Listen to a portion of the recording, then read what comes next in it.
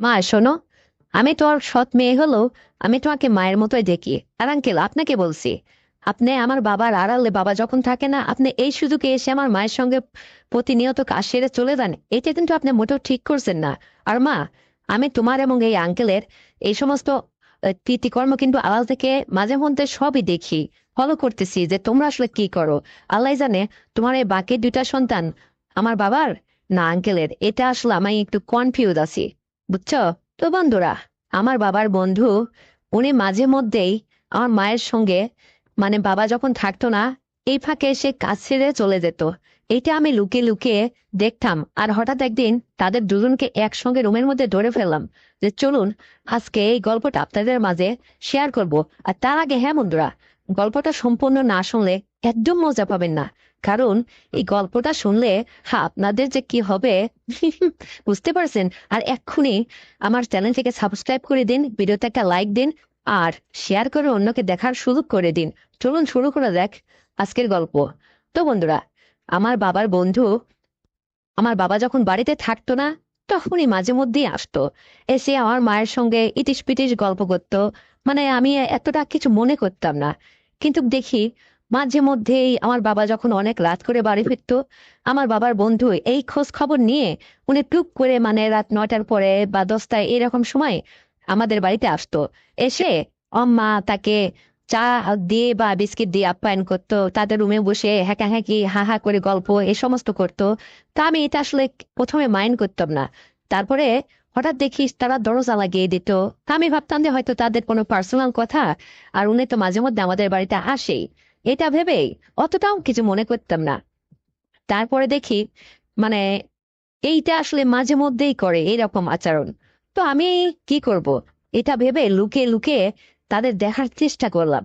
তারপরে দেখি ও বাবা, মানে আমার মা এবং আমার ওই বাবার বন্ধুটা, মানে এই সমস্ত কৃতিকর্মে একদম লিপ্ত হয়ে গেছে। মানে সেই করা করে, মানে এইটা আমি আসলে অনুভব করে, মানে তাদের ধরলাম। তারপর হঠাৎ একদিন দরজায় নক করলাম। দরজায় নক দিয়ে বললাম যে মা, দরজাটা খোলো তো। তখন আমার মা বলছে, একটু পরে খুলবো, তুমি পরে আসো, আমাদের একটু জরুরি কথা বলছি, তো তুমি বোঝো না এটা।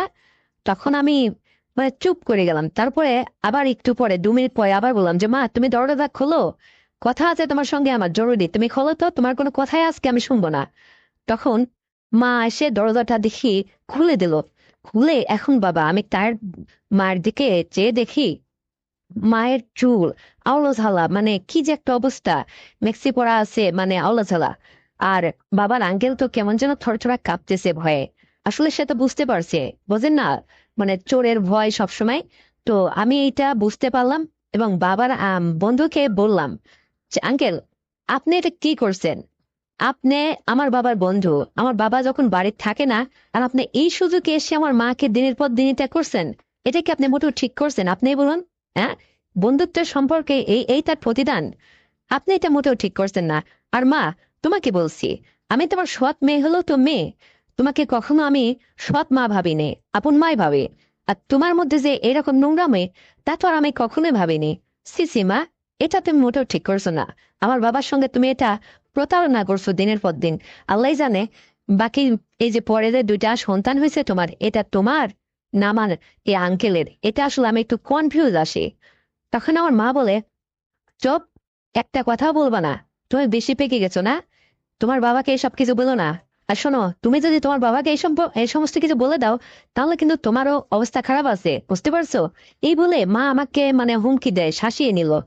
তারপরে সে আমার ওই বাবার ওই বন্ধুটা আমাকে বলে যে শোনো, আমি তোমাকে একটা কথা বলি, তুমি যা আজকে দেখছো তা দেখছো, কখনো যদি মুখ দিয়ে এই ধরনের কথা আর কোনোদিন কারোর সামনে বের করছো, তাহলে কিন্তু তোমার অবস্থা ভালো থাকবে না, বুঝতে পারছো? তখন আমার মধ্যে একটু ভয় কাজ করতে লাগলো, হাজার হলো তো আমার আপন মা না, আমার সৎ মা, মানে আমার উপরে কোনো একটা কিছু অত্যাচার বা কোনো কিছু জুলুম এই সমস্ত কিছু করতে পারে, এই ভেবে আমি একটু ভয় পেয়ে গেলাম। তারপরে মা আমাকে এক যায় দুই যায়, মানে অনেক টাকা দেয় হাতে, বলে যে নাও তোমার আঙ্কেল দিয়ে গেছে। হঠাৎ খাবার টাবার নিয়ে আসলে, সে নিয়ে আসলে আমাকে দেয় এনে, এই খাবার তোমার জন্য নিয়ে আসছে, তুমি নাও, তুমি এই টাকা দিয়ে মার্কেট করবা, বা নানান রকম লোভ দেখায়। তারপরে আমাকে আমার মা পটাচ্ছে, মানে বলে যে দেখো, তোমার এই বাবার বন্ধুটা অনেক ভালো, অনেক টাকার মালিক, আরে তোমার বাবা তো ফকিন্নি, তার ঘরে যে আমি এসে কি জ্বালায় পড়ছি। এখন সন্তানাদি হয়ে গেছে তাই তোমার বাবাকে ছেড়ে কোথাও যেতে পারে না। কিন্তু তোমার এই বাবার বন্ধুটা অনেক ভালো, অনেক টাকার মালিক। এখন আমার তো বয়স হয়ে গেছে, তুমি যদি চাও তাহলে তুমি আমার মেয়েই তো, সৎ মেয়ে হলো তুমি। তা আমি তো তোমার ক্ষতি করতে পারি না। তোমার এই বাবার বন্ধুর সঙ্গে মানে একটা সময় দাও, একটা দিন, তাহলে দেখবে তোমাকে সে অনেক কিছু দেবে। বুঝতে পারছো? মানে নানান কথা। তারপরে এরকম মানে একবার দুবার 10বার যখন অফার করে, আমি তো আসলে এতটাও না। তো আমি হঠাৎ একদিন এই কথা আসলে রাজি হয়ে গেলাম, যাচ্ছে ঠিক আছে দেখি তো উনি কি করে। তারপরে হঠাৎ বাবা বাড়িতে নাই, তো উনি চলে আসছে, মামার বাবার ওই বন্ধুটা চলে আসছে, এসে আমাকে বলতেছে যে কেমন আছো, তাই আমি বললাম হ্যাঁ ভালো আছি। আমাকে বলে যে তোর মা কি তোমাকে কিছু বলছে? আমি বললাম যে হ্যাঁ, মা তো বলছে, কিন্তু আসলে এইটা কেমন দেখায় না। তা বলে যে না কোনো সমস্যা নেই, তোমার লাগবে কি, তোমার যখন যা কিছু লাগবে সব আমি খরচ বেয়ার করব, শুধু তুমি আমাকে একটু সময় দাও। যেটা আসলে আমি তোমার মায়ের সঙ্গে দিনের পর দিন করে আসছি, তুমি এখানে কোনো আপত্তি করো না।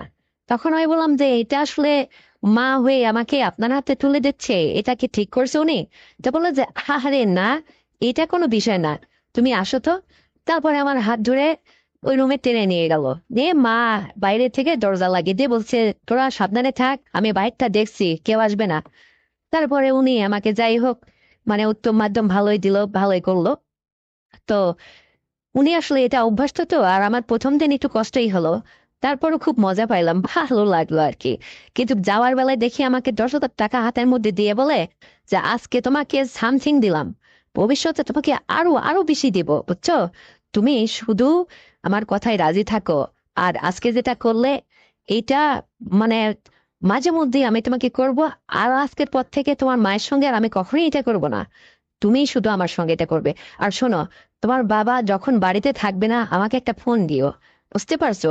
আরে তোমার বাবা তো, তোমাদের সংসারটা চলে আমার টাকায়, তার আমি বন্ধু। সে যখনই অভাবে পড়ে আর সংসার ম্যানেজ করতে পারে না, আমাকে ফোন করলে আমি তাকে অবন্তি টাকা দিই। আর এই টাকা খেয়ে খেয়ে তোমরা এতবার হয়েছো। আর এখন যদি আমার কথা তোমরা না শোনো, আমি তোমার বাবার থেকে বৈমুখ হয়ে যাব, তাকে কোনো সাহায্য করবো না। দেখি তোমাদের দিনপথ কেমন চলে। তখন আমি আবার একটু ভেবে ভেবে মানে একটু বুঝলাম যে আসলে তো আমার বাবা তো এত বড় একটা সংসার পরিচালনা করে, ভালো মন্দ খুব ভালোই খায়, ভালোই চলে। তাহলে সে তার ইনকাম সোর্স তো তেমন নাই, সে তো দিনমজুরি খেটে খাওয়া মানুষ, তাহলে চলে কি করে? তাহলে এই কথা, বাবার বন্ধুই তাহলে বাবাকে চালায়। তো এই ভেবে আমিও রাজি হয়ে গেলাম, আমিও দেখতে শুনতে কম ছিলাম না, মানে তাজা মোটা হুস্টু গুস্টু, খুব সিয়ারা বানছিলাম আর কি, নিজের প্রশংসা নিজেই করছি বন্ধুরা। তা উনিও খুব মায়েরছে আমাকে ইয়ে করে, মানে মানে ওনার ভালো লাগেছে, এই জন্য বলছে কি যে আজকের পর থেকে তোমার মা আমার জীবন থেকে ডিলিট হয়ে গেল, তুমি কন্টিনিউ আমার সঙ্গে এটা করবা। আর এটাতে যে এত স্বাদ এটা তো আগে কখনো বুঝিনি, কারণ তুমি এত ভালো। তো উনি খুব মানে আর কি ওনার মুখে রহস্য লেগে গেল। তারপর থেকে উনি যখনই মাঝে মধ্যে আসতো, রাত্রে আসলেও ওই উনি আমাকে নিয়ে এভাবে ইয়ে করতো। তো যাই হোক, উনি খুব পারে। আর আবার এখন ওইটা করতে করতে অভ্যাস হয়ে গেছে তো, তাই আমিও আরো আসলে ওনার কথায় অরাজি থাকি না, আমি সবসময় ওনার কথা সমর্থন করি। এবং উনি আমাকে অনেক টাকা পয়সাও দেয়। পরে এক পর্যায়ে যেতে যেতে হঠাৎ একদিন তার সঙ্গে আমি পালিয়ে গেলাম এবং তাকে বিয়ে শাদী করে ভবিষ্যৎটা জীবনযাপন করতে লাগলাম, এবং বাকি জীবনটা তার সাথেই কাটতে থাকলো। কারণ সেও খুব পারদর্শী ছিল, বাবার বন্ধুটা খুবই পারদর্শী ছিল। আমি এটা আসলে তার পরীক্ষা নিলাম এবং আমার জন্য সেই পারফেক্ট ছিল। এখন এই জন্য বুঝলাম যে মা কেন বাবার আড়ালে তার বন্ধুকে দিয়ে আসলে এগুলা করাতো। এটা আমি পরে বুঝলাম বন্ধুরা। তো আমি তারপর থেকে মানে খুবই সুখী হলাম। এবং মা আমাকে মাঝে মধ্যে বলে যে তোর জামাই নিয়ে তুই শুধু আড়ালেই থাকিস না, আমাকে একটু ভাগ ঠাক দিস, কারণ তুই তো আমার জীবন থেকে তাকে কেড়ে নিলি। তা আমি বললাম যে মা, তুমি আসলে আগে যেটা করতে, এখন তো আমি তোমার মেয়ে আর সে তোমার জামাই হয়ে গেছে, এখন তুমি আর এই সমস্ত দাবি সবা রাখো না, সে শুধু আমারই, তুমি এখানে ভাগ চেও না। তো মা বলে তা কি করে হয়, পুরোনো অভ্যাস কি চেঞ্জ করা যায়? পাগলি মেয়ে। আরে যখন ও আসবে একটু আমাকেও দিস ভাগটা, তাহলেই হবে এক আধবার। তাছাড়া আমার আবার মানে ওর সঙ্গে এটাও তো, আমিও নিজে অভ্যস্ত, তোকে দান করছি বলে একদম নিজের করে নিলে আমাকে দিবি না, স্বার্থপর হোস না অতটা।